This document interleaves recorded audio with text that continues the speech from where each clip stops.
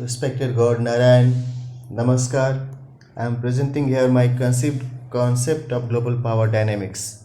It reads as follows. There are continuation of scientific discoveries and inventions driven development of technologically advanced version of the heavy machines and defense system by superpower status proclaiming sovereign republic nation states and fellow member of the United Nations. It is seemingly apparent that the scientific endeavor would continue during forthcoming centuries, but the modification of the trends differentiate them, and the associated factor decide the global power dynamics. The scientific advancements obtained through consistent research and experimentation by experts and devoted scientists aspires to attain strategic advancements for improvement of the efficacy and performance of the incorporated instruments for experimentation. Further financial, administrative, and commercial support by their respective country or union enables them for commercial enterprise establishment, human resource deployment, and increased production of the instruments and machineries, which enriches their owning countries with increase of their power and capabilities into the respective area of undertaken research and development. Its consistent regulation by authorities and authorized regulatory bodies regulates their peacefulness. And I would like to mention about my personal health status notes also, because there were certain factors which caused certain injury to me. Although it's been 33 days when I was attacked by an adolescent boy named Kasim with stones and a stick which had caused several injuries to me. Still, I have wounds on my left thigh and it hurts when I twist my right wrist. I saw him sitting on an auto and interacting with someone over headphone. Actually, I saw him several times since the accidental clash happened a month ago, but I forgave him and ignored him due to his childness. I often mingle with people around and ask them about their whereabouts. They share their pain and experience of struggle to earn bread and butter for their in-laws, their sorrow and dissatisfaction due to the household-based quarrel, and their worries about the well-being of their beloved one. I feel that the surrounding community had earned natural immunity from the pathogenic strains discussed by World Health Organization about mutants of SARS-CoV-2 coronavirus, and somehow they have adopted themselves with the newly evolved context and social environmental appeared after the catastrophe, and the associated factors are regulating their life. Although I had been cheated by those persons who had bestowed my sentimental empathy and affection, and I had been deprived of the emotional contentment at personal front, I feel myself contented for my keen observation and reporting about the corona period to the Honorable Excellencies, owning accountable position with Government of India, United Nations, associated humanitarian organizations. However, I had been suffering with financial crisis due to the period. I continued my support through research and development based reporting thoroughly. I had requested the authorities several times on frequent interval to release my genuine payment in monetary terms, and I had also submitted my account related particulars with them. I am hopeful that they will decently consider my logical request for payment and financial rewards for my consistent contribution. It's relevant to aspire for positive aspirations as uncertainties of health insurance would be stabilized, discomforts and life related situations would be normalized. Grief and sufferings of the people will sooner ease. There would be resumption of happiness and peace. Efforts and struggle of leaders would find its way, and corona pandemic related havoc and threats would sooner go away. Radiance of grace of divine would enlighten all soul. Hope and aspiration of joy would please all. Relationship related equations of people will sooner stabilize.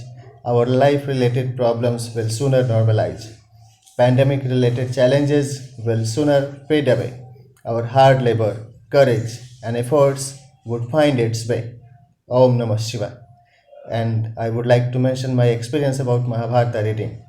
Mahabharat यह आदि ग्रंथ सहस्त्राब्दियों से वीरों की पुण्य भूमि रही आर्यव्रत भारतवर्ष के पुरातन गरिमामय इतिहास की महाकाव्य है। इसमें भगवान विष्णु के अवतारों से जुड़ी हुई गाथाएं हैं। युगों युगांतर से चलायमान अध्ययन अधिगम की उत्कृष्टता की साक्षी है यह महाग्रंथ महाभारत। इसमें मानवीय सभ्यता के उद्भव, विकास, संगठन एवं विस्तार संबंधित विवरण है। भारत भूमि पर जन्म लिए भारतीय एवं पले बढ़े भारतीय नेतृत्वकर्ताओं द्वारा विश्व सरकार की व्यवस्था में प्राचीन काल से ही धर्म, राजनीति, राज्य व्यवस्था, समाज, साहित्य, लोक रीति, लोकतंत्र, राज्य संगठन एवं विश्व सरकारों के संचालन की परंपरा वर्तमान में भी अग्रसर है। अभी भी भारत से जुड़े महापुरुषों द्वारा विश्व व्यवस्था को नेतृत्व दिया जा रहा है। इसके अध्ययन में वाचिक, मानसिक एवं उपांशु तीनों विधि सर्वमान्य है। इसके सीख को मन मानस के ज्ञान सागर में मंथन करने से ही इस प्रक्रिया से जुड़ी हुई अभिष्ट अनुभूति हो सकती है। शुद्ध एवं परिष्कृत प्राकृत भाषा, संस्कृत एवं हिंदी की पुरातन गरिमामयी परिपक्वता की पुरातात्विक ग्रंथ है महाभारत। इसमें मानव जीवन के विभिन्न अवस्थाओं से जुड़ी हुई बौद्धिक, तार्किक, सारगर्भिक, लौकिक एवं यथार्थपरक विवेचना दी गई है। इसमें ऐसी व्याख्या है जो यह दर्शाता है कि संगठित समाज को नेतृत्व देने वाले सभा एवं समिति के वरिष्ठ सदस्यों के सभागार में विश्व सरकार की व्यवस्था हेतु नीतियों के निर्माण, संसाधनों के आवंटन एवं नियुक्ति, सत्ता के नियमन, अधिकारों एवं उत्तरदायित्वों के नियंत्रण एवं पुनर्नियोजन की प्रक्रिया उदारीकृत होनी चाहिए, न कि रूढ़िवादी। ऐसा इसलिए ताकि नियमित अंतराल पर की जाने वाली मंत्रणाओं के द्वारा विवादास्पद एवं मतभेद के विषयों को चिन्हित किया जा सके और अनुनय विनय द्वारा समझौता करके विवाद का समाधान करते हुए युद्ध की परिस्थितियों को टाला जा सके। इसमें एक विशेष पद्धति की व्याख्या की गई है। इसमें राज व्यवस्था की प्रक्रिया में नेतृत्वकर्ता, उनकी परिषद एवं विषय विशेषज्ञों के मतवार्ता, चर्चा, मंत्रणा, प्रश्नोत्तरी के माध्यम से वस्तु स्थिति एवं घटनाओं के विवेचना द्वारा तार्किक निष्कर्ष प्राप्त करने की विधि का उल्लेख किया गया है। समाजीकरण की प्रक्रिया में पारिवारिक संगठन से समसामाजिक संगठन एवं राज्य व्यवस्था पुष्पित पल्लवित होती हैं और मौलिक स्वतंत्रता के संरक्षण के कुछ आयाम होते हैं जिनको ध्यान देने की बात है। इसलिए महानुभाव से निवेदन है कि कृपया मुझसे जुड़ी प्रत्येक विषय के लिए कृपया सीधे तौर पर मुझसे मेरे email myvidya@outlook.com, email to ckmishra@gmail.com एवं +91 8860 827901 पर संपर्क करें। यदि किसी कार्य हेतु मुझे चयनित किया गया है या मुझे कोई उत्तरदायित्व सौंपी गई है तो संबंधित अधिकारियों से विनम्र निवेदन है कि कृपया उनसे जुड़ी जानकारी एवं दस्तावेज को सीधे तौर पर मुझे दी जाए। मैं जन्म से भारतीय नागरिक हूँ। इस नाते नैसर्गिक तौर से मेरी समझ के अनुसार माननीय भारत सरकार के संवैधानिक एवं विधिक निकायों का मुझ पर स्वाभाविक अधिकार है। यदि इनमें से कोई है तो कृपया मुझे इसकी जानकारी देने का कष्ट करें। इनके अलावा यदि कोई अन्य व्यक्ति या समूह ऐसा दावा करता है तो वह गलत है, क्योंकि एक तो मैं अभी भी अविवाहित हूँ, दूसरे यह कि मुझे किसी व्यक्ति या संस्था द्वारा किसी कार्यभार या उत्तरदायित्व के लिए किसी प्रकार के नियुक्ति पत्र नहीं प्राप्त हुई है, तीसरे यह कि मैंने किसी को भी अभी तक अपना प्रतिनिधि या उत्तरदायी नियुक्त नहीं किया है, चौथे यह कि किसी व्यक्ति या समूह ने मुझसे जुड़ी विषयों के प्रतिनिधित्व के लिए मुझसे स्वीकृति नहीं ली है। अतः यदि कोई ऐसा करता है तो यह गलत है, क्योंकि किसी आधार पर भी वह ऐसा दावा नहीं कर सकता। यदि इसके बावजूद भी यदि कोई व्यक्ति या संगठन ऐसा दावा करता है तो वह कानूनन मुझसे अपनी पहचान गोपनीय नहीं रख सकता है।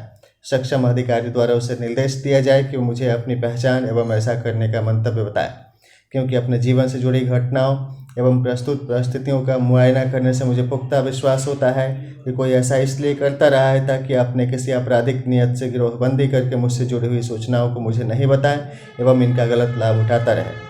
मेरे कार्यों से प्राप्त होने वाले लाभों को हड़पने एवं इरादतन मुझे नुकसान पहुंचाते हुए कोई अज्ञात व्यक्ति मुझसे जुड़ी हुई विषयों को मुझ तक पहुंचने नहीं दे रहा है। यदि मुझसे जुड़ी हुई किसी भी प्रकार की सूचना को अब से आगे यदि मुझे न देकर किसी अन्य लोगों को दिया जाएगा तो यह पहले की तरह ही सरासर गलत होगा एवं उस व्यक्ति का या गिरोह के आपराधिक मंसूबों को बढ़ावा देना होगा। ओम नमः शिवाय। किंतु यदि सकारात्मक दृष्टिकोण से विचार करता हूँ तो ऐसी अनुभूति भी होती है कि कोई ऐसा भी व्यक्ति हो सकता है जो मेरे शुभचिंतक हैं। ये मुझे किसी तरह की जालसाजी एवं धोखाधड़ी से बचाने के लिए मेरे अभिभावक एवं संरक्षक के रूप में मुझे अपने परिवार के सदस्य के रूप में स्वीकार करते हैं और वे मेरा सहयोग कर रहे हैं।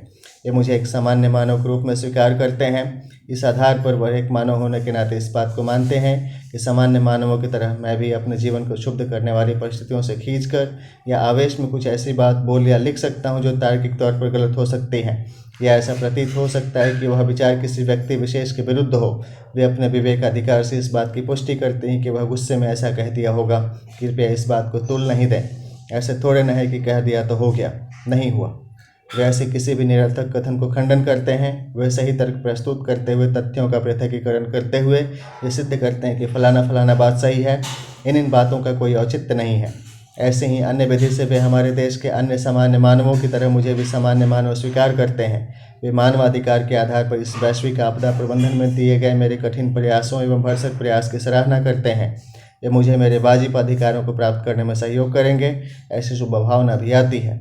ऐसा इसलिए आती हैं क्योंकि ऐसे सहयोग प्राप्त होने की भी आभास है मुझे, भले ही थोड़ी देर लग रही है, किंतु मुझे ऐसी आशापूर्ण स्थिति भी लगती है कि वह शीघ्र ही जरूर ऐसी व्यवस्था करेंगे कि सभी संबंधित व्यक्तियों के मानवाधिकार का संरक्षण हो एवं सबको उनका उचित अधिकार प्राप्त हो। इस विषय में भी ध्यान देने की आवश्यकता है और पहल की आवश्यकता है। सत्यमेव जयते एक फरियाद है कि किसी ने खामोशियों के कंधे पर बदनीयती की बंदूक रखकर साजिशाना हमले पे हमले किए और हमने चोट से आहत होकर तिलमिलाहट में हाल दिल बयां किया, तो क्या हमने गुनाह कर दिया? हकीकत की सच्चाई परत दर परत उघेर कर न रख दी तो फिर क्या बात हुई? ऐसे थोड़े न होता है क्योंकि खामोशी का नकाब पहनकर कत्ल करता रहे और जो जुल्म सहकर अपनी हालतों को बयां करता हुआ अपने दर्द की फरियाद करे वो फना होता रहे। यह बात तो सबको नागवार होंगी। वतन के इल्म पर यकीन यादगार होंगी। पीड़ितों के दिन भी गुलजार होंगे, यतीमों की रातें भी सदाबहार होंगी। वंदे मातरम, जय हिंद, वसुधैव कुटुंबकम। साथ में जुड़ी हुई और भी बातें हैं जिन पर ध्यान देने की आवश्यकता है। His Excellency Dr. S. Jaishankar addressed the ongoing 77th United Nations General Assembly presided by His Excellency Kasuba Korosi. The Foreign Minister of India has presented a holistic approach on cohesive inclusion of the emerged issue related with sustainable globalization. His insight and sense of belongingness with the pain and suffering of the global community during the challenging period of pandemic and armed conflicts reflect the adopted trends of responsive governance and vibrant democracy-oriented government of India led by Prime Minister Narendra Modi. The expressed perspective on participatory assessment of intercontinental challenges with a special reference to the Greater Asia, Indo-Pacific, Africa, Latin America and transatlantic and systematic support assurance through supply of emergency relief into the form of food grains, medicines, technology transfer and progressive moderation at international forum for ensuring genuine cognizance and concerns by respective authorities expresses the beauty and charm of dialogue and diplomacy, which glorifies the true liberal nature of the foreign policy administered by Indian diplomats and delegates for ensuring multilateral negotiation with optimism. With reference to the latest solution cultivated and delivered through representation at Munich Security Council meeting, ongoing Security Council sessions of the United Nations, Shanghai Cooperation Organization meetings, and frequent talks and meetings of the leaders enable proper assessment and grievance redressal for normalization of tense international conflicts.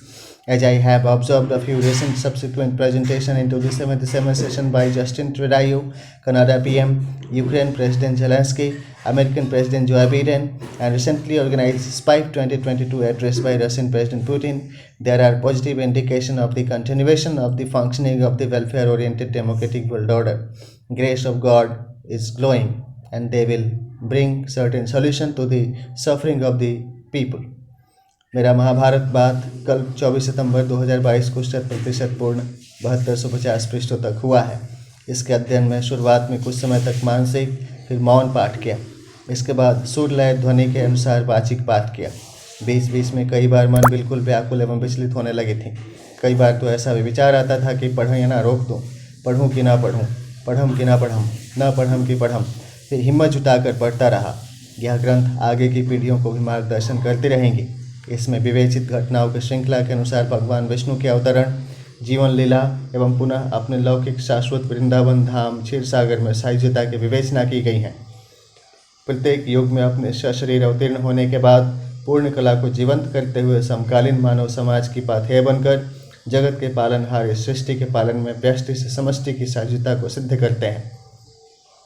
प्रभु के प्रभुत्व से, गुरु के गुरुत्व से, ज्ञान के घनत्व से आध्यात्मिक पोषण करते हुए वे अपनी पालनहार के कर्तव्यों का पालन करते रहे हैं और करते रहेंगे।